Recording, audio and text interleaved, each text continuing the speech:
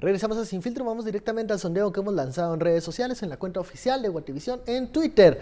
SF arde la corte, la magistrada Blanca Stalin debería, 87% opina que debe renunciar, un 8% apartarse temporalmente y solo un 5% cree que debe ignorar los señalamientos que le hace el MP y la CICIG. De ese tema vamos a seguir hablando, esos son los datos preliminares del sondeo.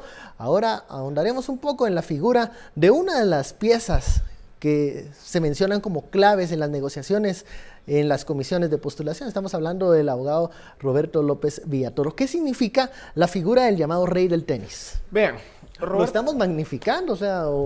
Es que vean... hay que verlo en sus justas dimensiones. La figura de Roberto López Villatoro empezó a cobrar relevancia desde tiempos del FRG. Él estuvo casado con Suri Ríos, por ende fue yerno de Efraín Ríos Montt.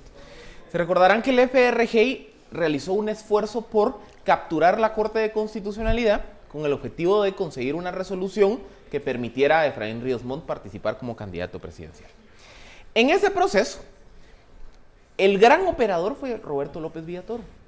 Y él entendió muy bien la interconexión que existe en los procesos de elección de Corte Suprema de Justicia, de salas de apelaciones, de Ministerio Público, de Fiscal General, la interconexión con el Colegio de Abogados, la Universidad de San Carlos. Entonces, básicamente la interconexión, ¿qué es? Si yo logro obtener mayorías en el Colegio de Abogados, yo voy a tener una cuota de poder en todas las comisiones de postulación. Si yo tengo cuota de poder en las comisiones de postulación, voy a poder colocar X número de magistrados de apelaciones o magistrados de Corte Suprema de Justicia o incidir en la elección de fiscal general. Si yo controlo esas instituciones, puedo ir con los estudiantes de las universidades y ofrecerles plazas de trabajo. Y con esos estudiantes, una vez graduados, y los meto a mi grupo en el Colegio de Abogados y nutro esa red. Entonces se volvía como un círculo perfecto de corrupción e impunidad. Entonces Roberto López Villatoro lo que hacía es que él apoyaba candidatos para los diferentes cargos judiciales.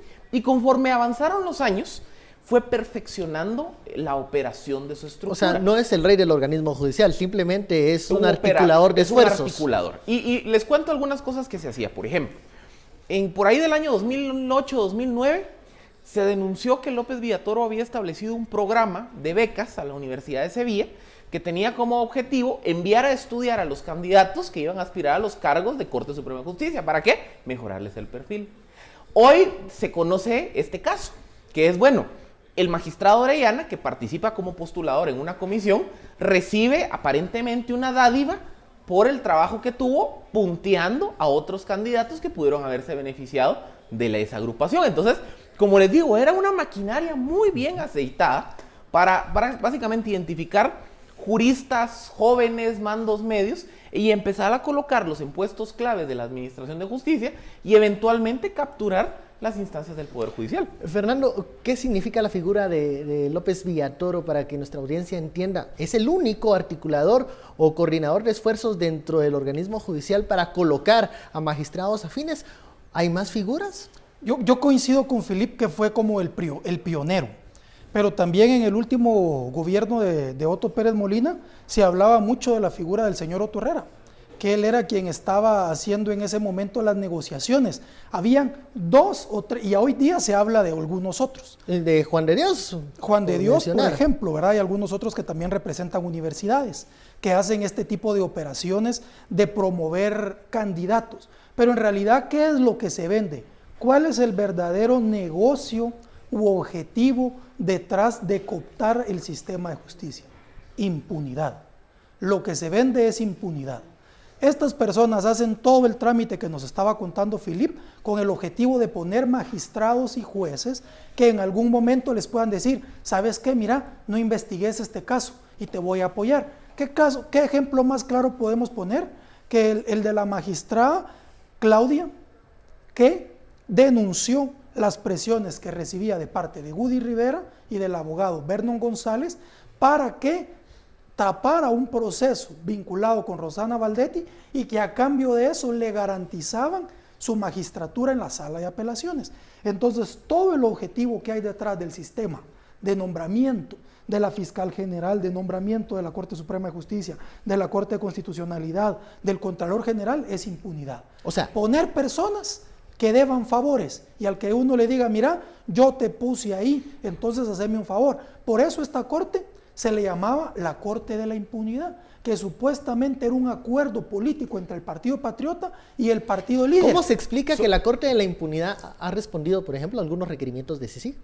Bueno, porque yo sí creo que la Corte Suprema de Justicia entendió muy bien los cambios de viento en el 2015.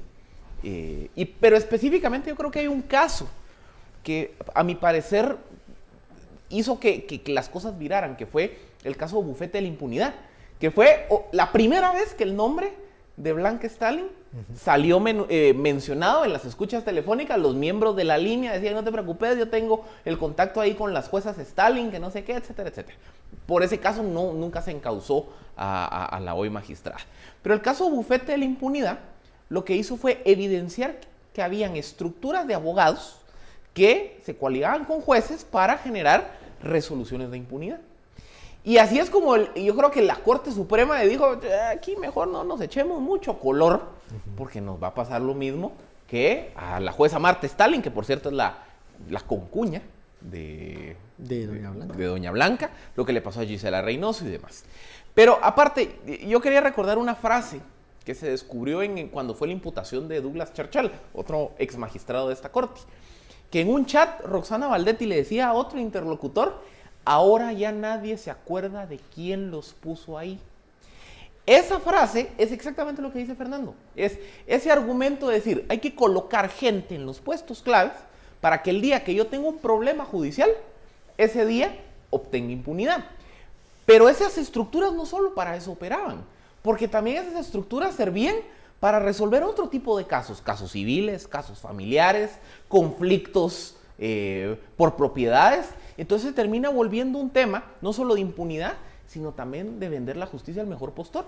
Si yo controlo jueces y hay un caso judicial privado entre Benque y Fernando, yo puedo decir, bueno, pues mucha, yo puedo resolver. Ajá, y el que me dé más, a él le resuelven.